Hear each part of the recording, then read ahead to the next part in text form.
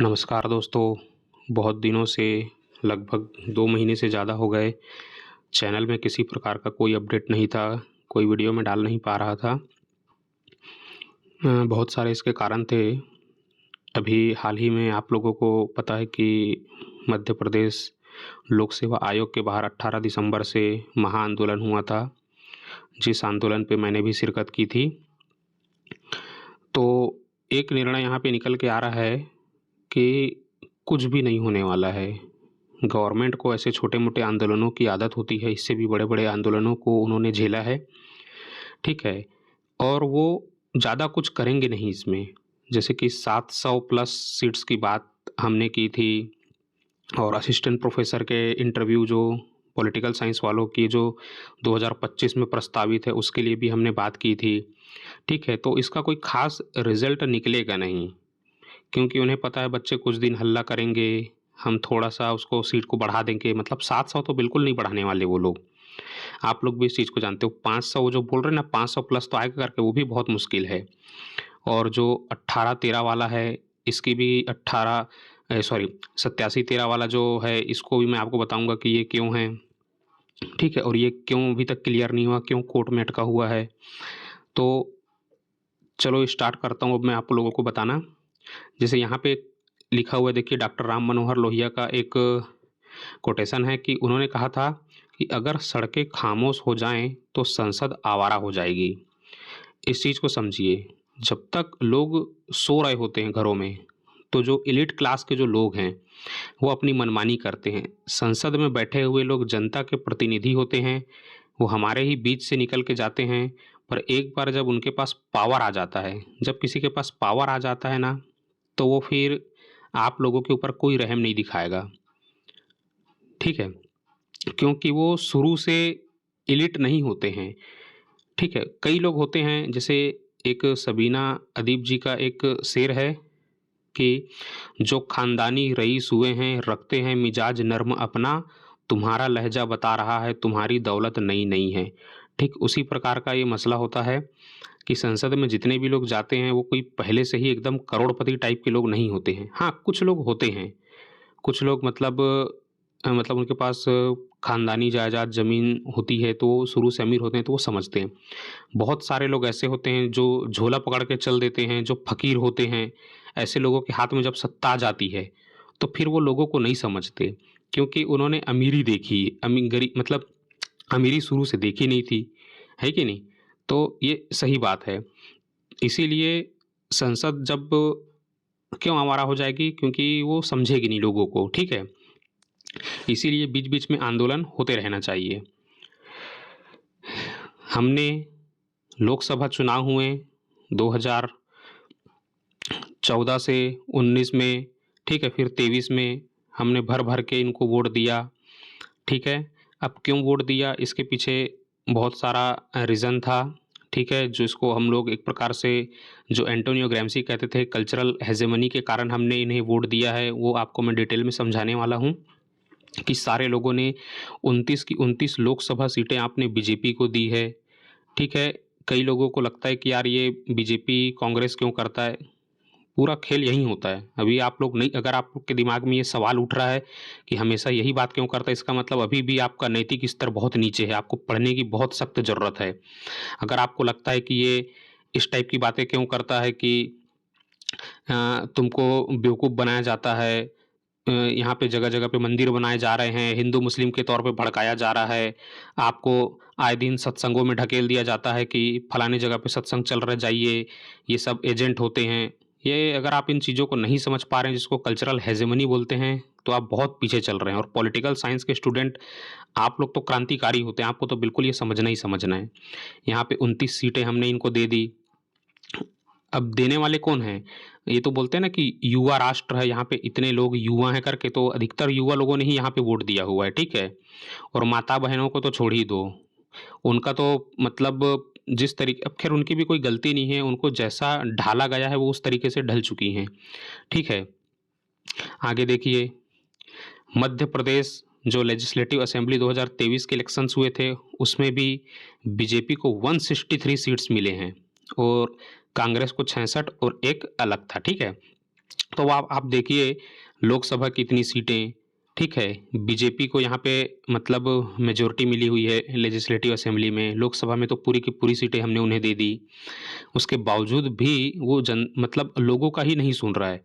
मतलब बच्चे वहाँ पर गए हैं, इतना बड़ा मध्य प्रदेश है, इतना बड़ा स्टेट है, 52, 54, 55 ज़िले हैं यहाँ पे और इनसे ढंग से वैकेंसी नहीं निकाली जा रही है। ठीक है? और ये वैकेंसी इसलिए नहीं निकाली जा रही है क्योंकि जो व्यवस्था में पहले से बने हुए लोग हैं, गवर्नमेंट उनको इतना फ़ायदा पहुँचा देना चाहती है क्योंकि ये वो इन लोगों को क्यों रिटायर नहीं कर रही गवर्नमेंट?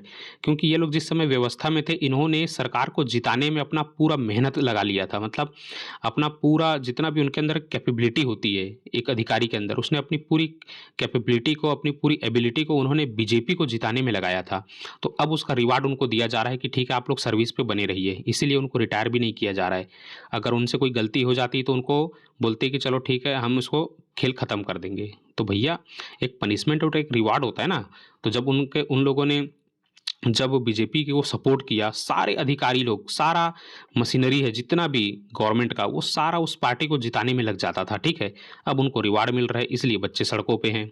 आगे देखिए, ये मध्य प्रदेश के बाहर, आयोग के बाहर ये बच्चे आंदोलन कर रहे हैं, यहाँ पे महिलाएँ भी थी और इनको पूरी तरीके से, हम तो वहाँ पर थे और वहाँ पे ये देखा गया कि महिलाओं को मतलब यहाँ तक कि बायो टॉयलेट भी नहीं दिया जा रहा है, ठीक है? ये हालत था। बच्चे ऑटो में बैठ-बैठ के जा रहे थे, टॉयलेट करके फिर आ रहे थे। सोच के देखिए क्या हालत है।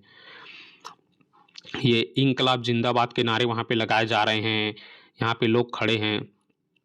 मुझे लगभग-लगभग ये तो वहाँ पे पता चल ही गया था पहले दिन से कि ज़्यादा कोई इसका आउटपुट निकलेगा नहीं, क्योंकि सरकारें पूरी बहरी हो गई है और मैं जब ये वीडियो बनाता था तो मेरे ऊपर बहुत दबाव था, ठीक है? तो मुझे पता था कि ज़्यादा कुछ होना नहीं है और अगर आप अब ज़्यादा कुछ करते हैं, तो ये गवर्नमेंट आपको बिल्कुल मतलब पूरी तरीके से प्रेशराइज़ कर देगी, आपको फ़ोन करवाएगी, थाने से आपके पास फ़ोन आएँगे, आप पागल हो जाओगे। क्योंकि एक इंडिविजुअल जो होता है ना, वो अपने जान को और अपना मतलब अपनी रक्षा पहले करने का कोशिश करता है। इस डर के मारे वो नहीं आ पाता क्योंकि बहुत सारे लोग फिर, अभी आपको लग रहा है कि आंदोलन में इतने सारे लोग हैं, जब किसी एक को अगर जेल में डाल दिया जाएगा तो बहुत सारे लोग नहीं आते हैं। कई लोग को ये डर लगा रहता है कि यार शायद हमें भी ना डाल दें। तो ये एक इंडिविजुअल का ऐसा सोच हो जाता है, ठीक है? ये सारे लोग आंदोलन कर रहे हैं, ठीक है? आगे देखिए, यहाँ पे बहुत सारे कोचिंग संस्थानों के संचालक थे, कुलदीप बैठे हैं, अरविंद बैठे हैं, ठीक है? और भी बहुत सारे लोग बैठे हैं। यहाँ पे इन लोगों ने बहुत मतलब मेहनत की है, पर अंत में ये पता चल रहा है कि इनके ही नाम से एफआईआर कर दिया गया है। कुलदीप ने तो अभी 3-4 मेंस लिखे हुए जिनके इंटरव्यू बचे हुए, तो अब इनके ऊपर रिपोर्ट हो गया, ये हाईलाइट पे आ चुके हैं, तो आपको क्या लगता है गवर्नमेंट इनको इंटरव्यू में क्लियर करेगी? नहीं करने वाली है, ठीक है? और भी यहाँ पे बहुत सारे लोग बैठे हुए थे, ठीक है? तो कोई आउटपुट निकला नहीं है, ठीक है? गवर्नमेंट कुछ ज़्यादा इनके साथ मतलब इंसाफ करेगी नहीं। उनको पता है कि इनको कैसे हटाया जाए। लास्ट में तो वो पता है पुलिस वाले लोग पूरे डंडे-वंडे लेकर के आ गए थे। मतलब वो पूरे मूड में ही थे, अब इनको हटाना है करके। और मेहरा जी ऊपर में मस्त बैठे हुए थे, वो सब तमाशा देख रहे थे। ठीक है? ये बच्चे आंदोलन यहाँ पर कर रहे हैं। आगे देखिए, ये बात सुनिए। भीष्म साहनी ने एक बात कही थी, जिन लोगों के हाथ ताकत होती है, उन लोगों के दिल में रहम नहीं होती है। जो पावरफुल लोग होते हैं, आपको क्या लगता है वो मज़े में हैं? उनके बच्चे ऑक्सफोर्ड यूनिवर्सिटी में पढ़ रहे हैं, किसी के बच्चे कैम्ब्रिज में पढ़ रहे हैं और आप सड़कों पे बैठे हैं। आपने ही उनको वहाँ तक पहुँचाया है। ये जो बड़े-बड़े नेता हैं ना, इनको आपने वहाँ तक पहुँचाया है और इनके बच्चे बड़े-बड़े फ़ॉरेन के यूनिवर्सिटीज़ में पढ़ते हैं और आपको ये लोग, आपने ही उन्हें वहाँ तक पहुँचाया है। ये बिना आपके पावर के वहाँ तक नहीं पहुँच सकते, ठीक है? और देखिए, सीएम उस समय क्या होता है, इंदौर पे आते हैं, ठीक है? और एक सर वहाँ पे बोल रहे थे कि उनको पता ही नहीं है कि मतलब आयोग के बाहर आंदोलन चल रहा है। अब आप ये बताइए, वो सीएम है स्टेट के, स्टेट में एक पत्ता भी गिरता है तो उनको पता चलता है कि यार यहाँ पे ये हो रहा है। क्या इतना बड़ा आंदोलन हो रहा था, क्या उनको पता नहीं चलता? सब पता रहता है। इसका मतलब आप ये देखिए कि सीएम इंदौर आए भी, उन्हें पता है कि यहाँ बच्चे आंदोलन कर रहे हैं, फिर भी वो चुपचाप निकल लिए और बोले कि भोपाल में मीटिंग होगा। अब आप सोच के देखिए, वैसे भी तो ये मोहन यादव है, ये तो बेवकूफ़ है ना, ये तो कठपुतली वाला सीएम है। आप लोगों को थोड़ी ना पता था 1 साल पहले कि कौन सीएम बनने वाला है, अचानक से उनका नाम आता है, तो कठपुतली है ना। कठपुतली जो शासक होता है उसको कितना अकल रहेगा, बेवकूफ़। लिखित आश्वासन नहीं दिया गया है, ठीक है। बच्चे वहाँ पर लिखित आश्वासन के लिए बैठे हुए थे, उनकी हिम्मत पूरी टूट चुकी थी, इसीलिए एक अंदर से ही उनकी आवाज़ आ रही थी कि नहीं यार अब नहीं हो पाएगा, क्योंकि ठंड के दिन थे, ठीक है। मतलब ये तो एक बहाना मिल गया कि चलो ठीक है, हमको वहाँ पे सीएम ने बुलाया है, पर अंदर से सबकी हिम्मत टूट चुकी थी, वो साफ दिख रहा था। अब देखिए, जैसे बोलते हैं ना कि जब सड़कें सुनी होती है तो संसद आवारा हो जाती है, तो संसद ही क्यों आवारा होगी? चुनाव आयोग आवारा हो जाता है, जो ईडी का डिपार्टमेंट है वो आवारा हो जाता है, सुप्रीम कोर्ट आवारा हो जाता है, राज्यों के जो पीएससी हैं, लोक सेवा आयोग हैं अलग-अलग राज्यों के, ये आवारा हो जाते हैं। आप यकीन नहीं मानेंगे, छत्तीसगढ़ जैसे राज्य में जब से यहाँ पे ये जो साएँ मुख्यमंत्री बने हैं तब से इतना हालत ख़राब है यहाँ बच्चों का। आज 8 महीना हो गया है, मतलब छत्तीसगढ़ के बच्चे भी कंप्लेन करते हैं कि सर 8 महीना हो गया है, छत्तीसगढ़ सेट का रिज़ल्ट नहीं आया है, सोच के देखो। आप पूरे भारत में लोकसभा का इलेक्शन कराते हैं, राज्यों में भी विधानसभा का इलेक्शन कराते हैं। 1 महीना में आप इलेक्शन करवा के रिज़ल्ट घोषित कर देते हैं और यहाँ पे 8-8 महीना लग जाते हैं बच्चों के रिज़ल्ट आने में, ठीक है। नेशनल टेस्टिंग एजेंसी आवारा हो चुकी है, उसको पता ही नहीं है, सस्ते नशे कर रही है। स्टाफ सिलेक्शन कमीशन भी आवारा हो चुकी है पूरी तरीके से। Madhya Pradesh employ selection board जो है, पटवारी का पेपर लेती है, पटवारी का जो टॉपर है, उसके साथ घोटाला हो रहा है। मध्य प्रदेश में जो अभी वन रक्षक भर्ती, पुलिस भर्ती हुई है, इसमें कितने घोटाले हुए हैं। मतलब आप चाह करके भी कुछ नहीं कर पाएँगे, ये घोटाले होते ही रहेंगे और क्योंकि वो इतने मदमस्त हैं, वो सिर्फ़ एग्ज़ाम लेते हैं, पेपर चेक होते हैं कि नहीं होते, उनको कोई लेना-देना नहीं है। नॉर्मलाइज़ेशन कर रहे हैं करके बोले और एक बच्चे को 100 से 100 ज़्यादा नंबर दे दिए, बताओ। कुछ भी चल रहा है, ठीक है? सब मदमस्त हैं, किसी को कोई लेना-देना नहीं है। आप यहाँ पे दिन-रात घर से झूठ बोल कर के मेहनत कर रहे हैं कि इस बार हो जाएगा, इस बार हो जाएगा और होना-जाना कुछ भी नहीं है। क्योंकि आप तो अपने तरीके से 100% मेहनत कर रहे हैं, पर गवर्नमेंट आपको सफल नहीं होने देगी, ठीक है? ये सारी जो गलतियाँ हैं ना, आज जो आप संसद के बाहर बैठे हैं, इसके पीछे एक ही व्यक्ति है, जो इसका सबसे मुख्य कारण है, वो है शिवराज सिंह चौहान। 2019 में विधानसभा चुनाव होने थे, उसी समय लोकसभा चुनाव भी होने थे, ठीक है? तो हुआ क्या, इसने 2017 से ही प्लान बना लिया था कि मुझे कैसे भी करके ओबीसी वालों का वोट लेना है, इस बार मुझे मतलब जीतना है। तो आप ये देखिए इंडियन कॉन्स्टिट्यूशन का आर्टिकल 14 क्या कहता है? आर्टिकल 14 ये कहता है कि अ, राइट टू इक्वालिटी है, मतलब समता का अधिकार है। समता का अधिकार ये बोलता है कि सबको समानता मिलेगी, ठीक है। हाँ, हमको इतना पता है कि जो पिछड़े हुए लोग थे, एससी-एसटी के लोग, उनको तो आरक्षण शुरू से ही मिला हुआ है आज़ादी के बाद से, ठीक है? यहाँ तक किसी को दिक्कत नहीं थी। और सेंट्रल में ये हो गया था कि जब 1990s के टाइम में जब मंडल कमीशन आया था उसके बाद से सेंट्रल गवर्नमेंट की नौकरियों में ओबीसी को 27% रिजर्वेशन था, ठीक है? सेंट्रल गवर्नमेंट की नौकरियों में, ध्यान दीजिएगा। अब शिवराज सिंह चौहान दिमाग लगाते हैं, स्टेट में तो 14% ऑलरेडी है ओबीसी को। ओबीसी को 14% ऑलरेडी रिजर्वेशन है और एससी-एसटी को मिला के 22% रिजर्वेशन है, ठीक है?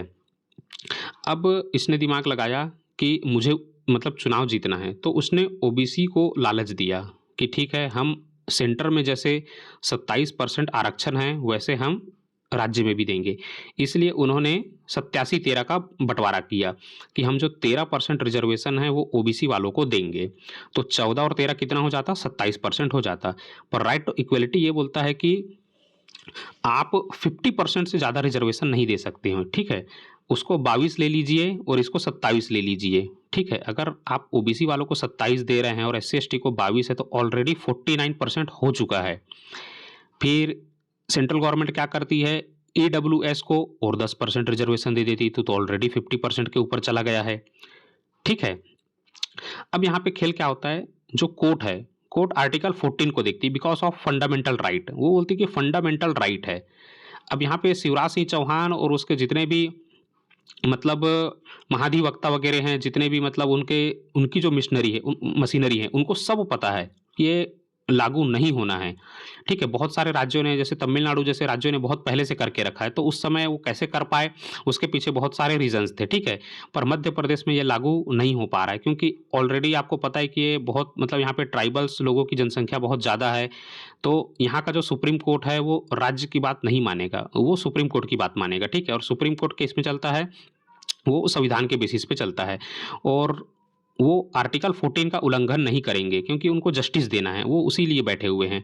पर सीएम का तो काम हो गया, उसने लालच दिया कि हम आपको 27% रिज़र्वेशन देने वाले हैं। हाँ, मतलब स्टेट के अंदर लोग खुश हो गए, बोले कि चलो यार कुछ अच्छा होने वाला है। लोगों ने बहुत वोट दिया और वो जीत गए। उस समय कमलनाथ भी अच्छे खासे सीट लाए थे, पर आपको बाद में पता है कि ज्योतिरादित्य सिंधिया ने क्या किया था, ये सब गेम यहाँ पे चलता है, तो उसका असर लोगों के दिमाग में था। तो ये उसी का किराया धरा है शिवराज सिंह चौहान का। आज तो बच्चे ये बोल रहे हैं कि अरे भैया तुम ये 13% वाला लफड़ा लेके ही क्यों आए? क्योंकि आज से 5 साल 6 साल पहले जब 19 में इलेक्शन हो रहे थे, कितना समय हो गया देखिए ना। 5-6 साल पहले 7 साल पहले जब उन्होंने घोषणा की थी, उस समय ये बच्चे स्कूलों में थे या अपने ग्रेजुएशन के फर्स्ट ईयर में थे, उनको उतनी समझ नहीं थी। पर अब ये बच्चे इस दौर पे पहुँच चुके हैं कि उनको ये 13% भी अब गड़ने लगा है। वो तो बोलते हैं पहले वाली व्यवस्था में ही अगर तुम रिज़ल्ट घोषित करते तो हम ठीक-ठाक पढ़ लेते क्योंकि हमारे दिमाग में वो चीज़ फिट थी कि यार हमको तो इतना ही रिज़र्वेशन था 14%। ये 13% लाके इन्होंने बच्चों की ज़िंदगी और ख़राब कर दी।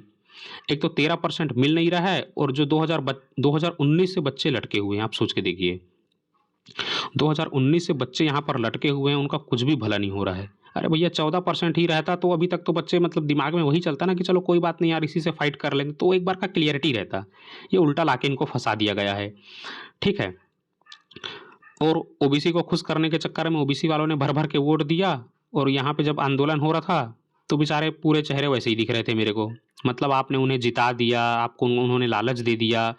होना जाना कुछ नहीं है क्योंकि high court, supreme court article 14 का उल्लंघन नहीं करेंगे। उनको पता है कि गवर्नमेंट तो चुनाव जीतने के लिए, वोट बैंक बटोरने के लिए दुनिया भर की स्कीम लाती रहती है, पर वो आर्टिकल 14 को बाईपास नहीं करने वाले हैं। ठीक है? और इसका कोई रिज़ल्ट निकलेगा नहीं। तो इनको ये वापस लेना ही पड़ेगा, इनके पास कोई चारा नहीं है। भले वो बोलेंगे कि फिर मतलब शिवराज तो हट गया अपना काम करके। उसके अलावा आपको पता है शिवराज ने ही ये पूरे जो आज तो पूरे देश भर में ये चल रहा है। मतलब लक्ष्मी बहना योजना जो शिवराज ने लाया था ना, ये सबसे पहले पूरे देश में शिवराज ने ही लाया था। आज आप नतीजा देख रहे हो कि पूरे देश में ये चल रहा है कि महिलाओं को बाँटो, महिलाओं को पैसा दो, पैसा दो। 1,000, 2,000, 3,000 कई राज्य 4-4 हज़ार दे रहे हैं, सोच के देखिए। तो इनको देने के लिए पैसा कहाँ से आएगा? अब पैसा ही नहीं है तो वो नौकरी कहाँ से देंगे? मतलब ऐसा है कि सिर्फ़ वोट लो और बदले में कुछ मत करो। और जो हमारे देश की मीडिया है, वो आपको मेन स्ट्रीम मीडिया में कभी नहीं दिखाएगी आपके आंदोलनों को। क्योंकि एक चीज़ यहाँ पे देखिए जोसेफ गोएबल्स ने एक बात कही थी, मुझे मीडिया पर कब्ज़ा दे दो, मैं जनता को सूअरों के झुंड में बदल दूँगा। बस यही हुआ है। उनके हाथ में मीडिया है, जिसको गोदी मीडिया बोलते हैं। कई लोगों को ये बात सुन के मिर्ची लगेगी, अगर उनको मिर्ची लग रही है, इसका मतलब मैं सही ट्रैक पे हूँ, मैं सही कह रहा हूँ। क्योंकि आपका स्तर अभी भी बहुत नीचे है, आप समझ ही नहीं पा रहे हैं कि आपके साथ क्या हो रहा है। बहुत सारे बच्चे वहाँ पर ऐसे थे, जो बिल्कुल 30 और 30 प्लस वाले बच्चे वहाँ पे बहुत सारे मुझे दिख रहे थे। इतने सारे बच्चे थे जो 3-3 4-4 मेंस लिख के बैठे हुए हैं, सोच के देखिए। जिनका कोई परिणाम नहीं। अरे यार बच्चे इतने बेवकूफ़ नहीं हो सकते कि 4-4 मेंस जो बंदा लिख रहा है वो अभी तक इंटरव्यू क्रैक नहीं कर पा रहा है। मतलब कुछ तो खेल हो रहा है ऊपर के स्तर पे। आपको मतलब नंबर नहीं दिखाए जाते, आपको आंसर शीट नहीं दिखाई जाती और कितने बच्चे सेलेक्ट हो रहे हैं। मैंने तो इसके पहले भी आपको कहा था कि आप कभी जान ही नहीं पाएँगे क्योंकि लिस्ट कोई बच्चा चेक करता ही नहीं है। बहुत बड़ा खेल हो रहा है यहाँ पे, कुल मिला के गलती उनकी नहीं है, गलती हमारी ही है क्योंकि ऑलरेडी 15-20 साल से शिवराज सिंह चौहान सत्ता में थे, उसके बाद हमने फिर सत्ता उनके हाथ में दे दी। तो जिन लोगों के पास लगातार सत्ता आती रहती है, वो मदमस्त हो जाते हैं। उनको लगता है कि अब हमें कोई नहीं हरा सकता। अब तो वन नेशन वन इलेक्शन हो रहा है, उसमें तो बिल्कुल अब कई लोग बोलते हैं ईवीएम में खेल होता है, कई लोग बोलते हैं नहीं होता है। मैं इसमें ज़्यादा नहीं जाऊँगा, पर आप लोग खुद समझ सकते हैं खेल होता है कि नहीं होता है। पर सारा कसूर जनता का है। क्योंकि आप लगातार किसी को पावर देते रहोगे, वो तो पावर का मिसयूज़ करेगा ना भई। इसमें उसकी क्या गलती है? आपको ही लगातार मैं अगर खूब सारे पैसा देता रहूँ, देता रहूँ, देता रहूँ, तो आप लोग खुद ही पैसे का मिसयूज़ करना चालू कर दोगे। मैं बोलूँगा कि नहीं आपको गरीब लोगों के लिए घर बनाने हैं, मैं आपको पावर दे रहा हूँ, तो आप तो पहले अपना बंगला बनाओगे ना, अपना कोठी पहले बनाओगे, बाद में गरीबों का सोचोगे। तो लोग पहले अपना जेब भरते हैं, ये तो इंसान का मतलब स्वाभाविक नेचर है ना, जिसको नेचुरल राइट हम लोग बोलते हैं कि ठीक है, इंसान अपने प्रॉपर्टी का, लाइफ का, लिबर्टी का रक्षा पहले करता है कि नहीं? आपने तो लॉ को पढ़ा हुआ है, तो लोग पहले अपनी प्रॉपर्टी इकट्ठा करते हैं, जनता की कौन सोचता है कि नहीं? तो यही सब है। अब रेगुलर मैं वीडियो डालने का कोशिश करूँगा, क्योंकि अब चुप बैठने से कोई मतलब नहीं है, क्योंकि किसी का कुछ होना नहीं है। और वो स्टूडेंट जो मुझसे जुड़े हुए थे और जितने भी लोगों का असिस्टेंट प्रोफ़ेसर के लिए असिस्टेंट प्रोफ़ेसर में इंटरव्यू के लिए सिलेक्शन हुआ है, वो कृपया करके कमेंट कर दीजिए कि सर हमारा हुआ है, तो मैं इसमें कुछ कर पाऊँगा आप लोगों के लिए, ठीक है? एक बार फिर से मैं आप लोगों से माफ़ी माँगना चाहूँगा, बहुत लंबे समय तक मैं यहाँ पर वीडियो नहीं डाल पा रहा था, बहुत सारे कारण थे, ठीक है? पर अभी महाआंदोलन के बाद मुझे लगा कि यार अब चुप बैठने से कोई मतलब नहीं है, यहाँ पे बच्चों को कुछ समझाना पड़ेगा। और अभी सोचिए, अभी 4 साल आपको ये और झेलना पड़ेगा। आप कोई गारंटी नहीं है कि आपकी जॉब लग जाए। असिस्टेंट प्रोफ़ेसर का इंटरव्यू भी दो, कोई ज़रूरी नहीं है कि आपका हो जाए, क्योंकि आपको पता ही नहीं है कितने बच्चे सेलेक्ट हुए हैं, सेम नंबर्स वाले कितने हैं, आप कभी जान ही नहीं पाओगे, ठीक है? जब मैं इधर-उधर घूम रहा था तो मैंने देखा बहुत सारे ऐसे बच्चे थे जो बिल्कुल मतलब दूर से खड़े होके तमाशा देख रहे थे। दूर से खड़े होके तमाशा देख रहे थे मतलब वो व्यवस्था में ठीक पोजीशन में है ऑलरेडी, उनको कोई फ़र्क ही नहीं पड़ रहा था। वो बस ये देखने के लिए आए थे कि ये कैसे चल रहा है सब, उनके ऊपर कोई असर तो नहीं पड़ेगा। ऐसे टाइप के भी लोग होते हैं, ठीक है? बड़े-बड़े अधिकारी हैं, बहुत सारे लोग होते हैं, ठीक है? जो अपने बच्चों को सेट करने के लिए आपका जो इंटरेस्ट है उसको बाईपास कर देंगे वो लोग, ठीक है? कोई मतलब नहीं पड़ेगा आपका। ठीक है दोस्तों, इन चीज़ों को ध्यान में रखिए। अगले बार कभी भी आप अपने मतलब वोट का यूज़ करते हैं तो सोच समझ के करिए, और आपको आपको बताने से कुछ नहीं होगा। कई लोग बोलते हैं कि माता-पिता ऐसे होते हैं। अरे यार! आपके अंदर अगर ये चीज़ है तो आपके माता-पिता से आइए। सबसे पहले अगर आप एक इंटेलेक्चुअल हैं, आप बुद्धिजीवी वर्ग के हैं, आप प्रोफ़ेसर बनने वाले हैं या आप सिविल सेवा में जाने वाले हैं, आप किसी ग्रुप बी, ग्रुप ए के जॉब में जाने वाले हैं, तो आपके अंदर इतनी नैतिकता तो होनी चाहिए, इतना रैशनैलिटी तो होना ही चाहिए कि आप अपने माता-पिता को कम से कम एटलीस्ट समझा सकें। उनको बोलिए कहाँ लगा रखे हो, कुछ नहीं होना इन सब चीज़ों से, क्योंकि आपके घर में आप अकेले ही वोट नहीं हो, और भी 3-4 वोट आपके साथ है, तो आपका फ़र्ज़ बनता है कि आप अपने को तो कम से कम समझाइए और साथ ही साथ घर के लोगों को भी बताइए कि कभी भी वोट डालें तो सोच समझ के डालिए, नहीं तो आपका तो समय निकल चुका है। अब देखिए हम लटक रहे हैं, तो अपने घर में जाके बोलिए ना। बहुत तो आप नारे लगाते थे कि ऐसा हो जाएगा, वैसा हो जाएगा, देश अब सही है, सही जगह पे है। क्या सही जगह पे? मेरी हालत देखो। ये सब आप लोगों के कारण का नतीजा है बोलना। आप लोगों ने उन्हें वोट दिया और आज मेरी हालत ये है। तो इसके दोषी मतलब आप खुद को मत मानिए। घर में जितने सदस्य हैं या आस-पास के जितने लोग हैं जिन्होंने इनके ऊपर भरोसा जताया है, हम सभी गुनहगार हैं, और आज आंदोलन में बैठे हैं हम अपनी गलतियों के कारण बैठे हैं। क्योंकि बोला जाता है कि जब एंटी इनकम्बेंसी होता है, कम से कम हर 5 साल 10 साल में सरकारें बदलती रहनी चाहिए, है कि नहीं? जेरेमी बेंथम ने तो बोला ही था ऑलरेडी कि हर साल मतलब लोकतंत्र में जो सरकार है उनको हर साल बदलिए। इससे क्या ट्रांसपेरेंसी बनी रहेगी। चलो 1 साल में नहीं, कम से कम 5 साल में तो बदलिए। आप तो पॉलिटिकल साइंस के स्टूडेंट, आपने तो जेरेमी बेंथम को पढ़ा हुआ है, तो आपको तो समझना चाहिए। उन्होंने तो बिल्कुल बोल के रखा था कि हर साल मतलब चुनाव होने चाहिए। चलो हर साल नहीं, कम से कम 5 साल में चुनाव हो रहे हैं तो कम से कम गवर्नमेंट को बदलते रहना चाहिए। इससे क्या है, गवर्नमेंट मतलब आपकी जनता सेफ रहती है। आपने लगातार 20 साल उनके हाथ में सत्ता दे दी, तो वो तो मतलब मस्ती करेंगे ना, मदमस्त हैं वो तो नशे में। ठीक है स्टूडेंट्स, समझिए बात को। अब से मैं कोशिश करूँगा रेगुलर वीडियो डालने का, और मैं थोड़ा चैनल के नाम को बदलने पे भी ध्यान दे रहा हूँ। इसको अब मैं पढ़ाने का प्लेटफ़ॉर्म नहीं बनाने वाला, ठीक है? पढ़ाने के लिए मैं कुछ अलग से प्लेटफ़ॉर्म बनाने का सोच रहा हूँ, यूट्यूब में दूसरा चैनल। ठीक है स्टूडेंट्स, अपना ख़्याल रखना। सेकंड महाआंदोलन होगा, वहाँ पर मैं सोच रहा हूँ कि इस बार खुल के सामने आऊँ थोड़ा, पर लोगों को समझाना बहुत मुश्किल होता है। लोग समझ नहीं पाते हैं, क्योंकि वहाँ पर भी जितने बच्चे थे वो सारे के सारे बोलते हैं ना, जो एंटोनियो ग्रैम्शी ने कहा था कल्चरल हेजेमनी। जब तक आप कल्चरल हेजेमनी से घिरे रहोगे, आपको किस तरीके से मतलब आपके दिमाग में कचरा डाला गया है, आप उसको समझ नहीं पाते। बहुत सारे लोग वहाँ पे गुलामी के प्रतीक थे, मतलब आंदोलन में तो बैठे थे, फिर भी वो गुलाम थे। एंटोनियो ग्रैम्शी ने एक बात कही थी, मैं हमेशा एंटोनियो ग्रैम्शी का बहुत बड़ा फ़ैन हूँ, क्योंकि वो बहुत क्रांतिकारी थे। उन्होंने फांसीवाद के खिलाफ मोर्चा खोल दिया था। उन्होंने कहा था, तुम जेल के बाहर भी गुलाम हो और मैं जेल के अंदर जा रहा हूँ तब भी मैं स्वतंत्र हूँ। सोच के देखो, वो यहाँ पे मानसिक गुलामी की बात कर रहे थे। लोग जेल से बाहर हैं पर मानसिक रूप से गुलाम हैं। वो जेल के अंदर थे तब भी मानसिक रूप से आज़ाद थे। सोच के देखो, कितनी बड़ी बात उन्होंने कह दी थी।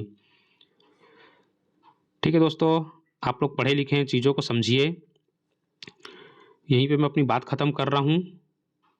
एक बार फिर से मैं आप लोगों से माफ़ी माँगना चाहूँगा कि लंबे समय तक मैंने कोई वीडियो नहीं डाला।